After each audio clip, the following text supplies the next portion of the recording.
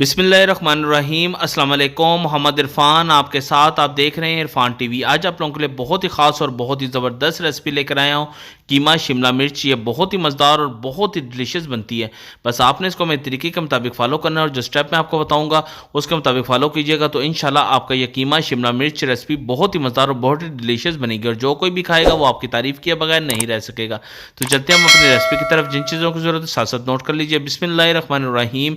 एक कढ़ाई ले लीजिए और इसके अंदर हाफ कप ऑयल आपने ऐड कर देना है। जब ऑयल थोड़ा सा मीडियम गर्म हो जाए तो फिर इसके अंदर प्याज मैंने लिए हैं 100 ग्राम और इसको मैंने लच्छेदार काट लिया है, वो आपने इसके अंदर ऐड कर देने हैं और इसको अच्छी तरह आपने ऑयल के साथ मिक्स कर देना है ताकि ये हमारे प्याज बहुत अच्छी तरह ऑयल के साथ मिक्स हो जाए और बहुत ही ज़बरदस्त तरीके से ये फ्राई हो सके।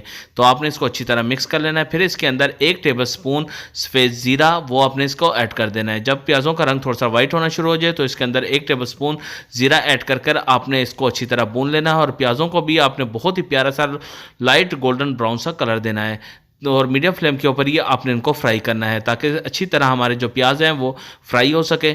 जब इसके ऊपर बहुत ही प्यारा सा लाइट गोल्डन ब्राउन सा कलर आ जाए तो फिर इसके अंदर 1 टेबल स्पून आपने लहसुन और अदरक का पेस्ट वो आपने इसके अंदर ऐड कर देना है।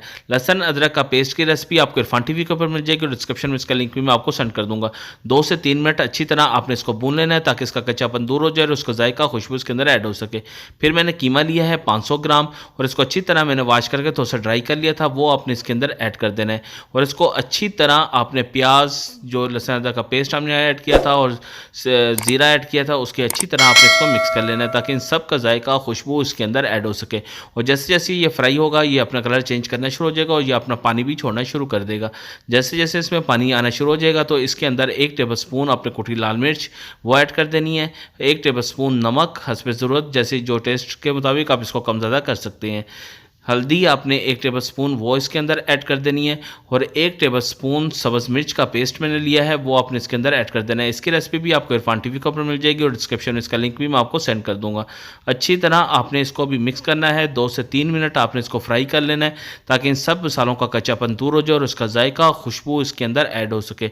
जितना अच्छा आप इसको मिक्स करेंगे यानी कि ये साथ साथ भूनता चला जाएगा तो आपने इसको बहुत ही अच्छी तरह भून लेना है। जितना अच्छा ये भुना जाएगा उतना ही ज़बरदस्त हमारी ये रेसिपी बनेगी। तो मीडियम फ्लेम के ऊपर ये आपने इसको साथ साथ भूनते रहना है।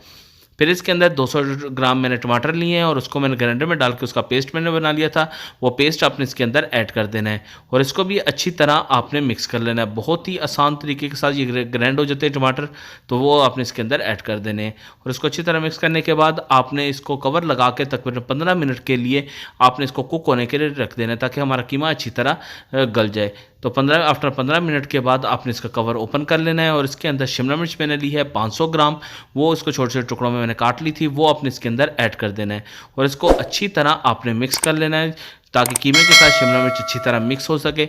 तो हमने इसको बस सिर्फ ज़्यादा कुक नहीं करना, हमने भी थोड़ा सा इसको कुक करना है ताकि इसका क्रंचपन ख़त्म हो जाए और इसका थोड़ा सा ये शिमला मिर्च नरम हो जाए।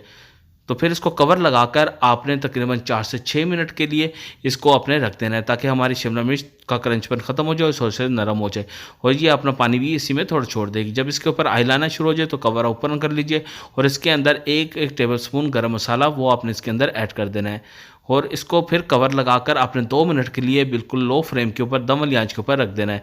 2 मिनट के बाद आपने इसका कवर दोबारा ओपन कर लेना है और अच्छी तरह आपने इसको एक दफ़ा मिक्स करना है। जितना अच्छा आप इसको मिक्स कर लेंगे उतना ही ज़बरदस्त इसमें मसाला अच्छी तरह रस बच जाएगा और उसका जायका खुशबू उसके अंदर ऐड हो सकेगी। ये हमारी रेसिपी बिल्कुल रेडी है, अभी आप इसको डिश आउट कर सकते हैं। तो मैंने इसको डिश आउट कर लिया है, बहुत ही प्यारा कलर आया है, जायका भी बहुत ज़बरदस्त है और खुशबू भी बहुत ज़बरदस्त आ रही है। तो आपसे गुजारिश है अगर आपने अभी तक इरफान टीवी को सब्सक्राइब नहीं किया तो इरफान टीवी को सब्सक्राइब कर लीजिए और साथ ही बेल आइकन के बटन को भी दबा दीजिए ताकि सबसे आने वाली सबसे आला और म्यारी रेसिपी सबसे पहले आपको मिल सके।